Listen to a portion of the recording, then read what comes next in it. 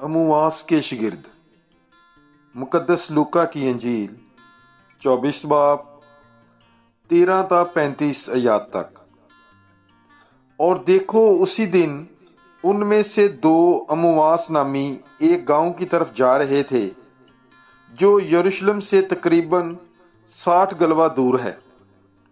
और इन सब बातों की बाबत जो वाक़ई हुई थीं, आपस में बातचीत करते जाते थे। और ऐसा हुआ कि जब वो बातचीत और पूछ पाछ कर रहे थे, तो यीशु आप नज़दीक आकर उनके साथ हो लिया, लेकिन उनकी आंखें बंद की गई थीं ताकि उसे ना पहचाने। उसने उनसे कहा, ये क्या बातें हैं जो तुम राह में आपस में करते जाते हो? वो गमगीन से खड़े हो गए। और उनमें से क्लोपा नामी ने जवाब में उससे कहा कि क्या यरूशलेम में तू ही एक मुसाफिर है और फकत तू उन बातों से नावाकिफ है जो इन दिनों उसमें वाक़ई हुई हैं? उसने उनसे कहा कि कौन सी बातें? उन्होंने उससे कहा कि यीशु नासरी की बाबत, जो नबी मरद था और खुदा और सारी उम्मत के नज़दीक काम और कलाम में सहबे कुदरत था, जिसे सरदार कहनों और हमारे सरदारों ने कत्ल के लिए हवाले किया और मसलूब किया।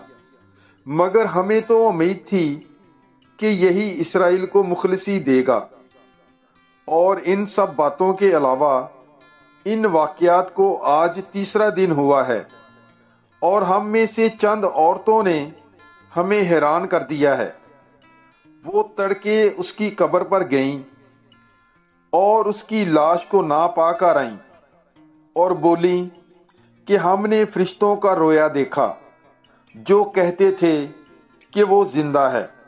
और बाज ने हमारे साथियों में से कब्र पर जाकर जैसा कि उन औरतों ने कहा था वैसा ही पाया, मगर उसे ना देखा।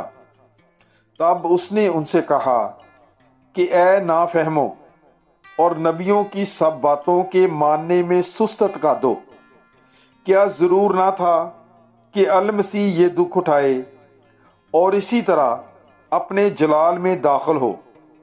और तुराते मूसा और सहाफ़े अंबिया से शुरू करके सब नविश्तों में जितनी बातें उसके हक में लिखी हुई हैं उन्हें समझा दी।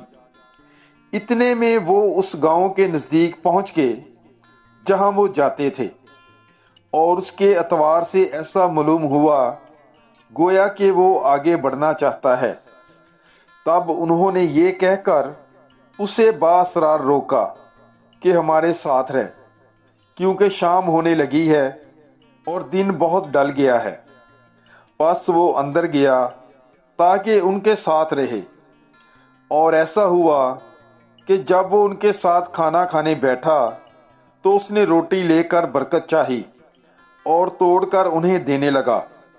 इस पर उनकी आंखें खुल गईं और उन्होंने उसे पहचान लिया, और वो उनकी नज़र से गायब हो गया। और उन्होंने आपस में कहा कि जब राह में वो हमसे बातें करता और हमारे लिए नविश्तों को मुनकशिफ करता था, तो क्या हमारा दिल पुरजोश ना हो गया था? और उसी घड़ी उठकर वो यरूशलेम को वापस गए और उन 11 और उनके साथियों को इकट्ठा पाया। और वो कह रहे थे कि खुदावंद सचमुच जी उठा है और शमौन को दिखाई दिया है।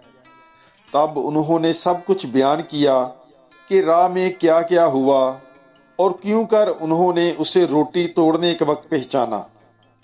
पाक कलाम के पढ़े और सुने जाने पर खुदावंद की बरकत हो। खुदा का शुक्र हो। God bless you. Bible is life.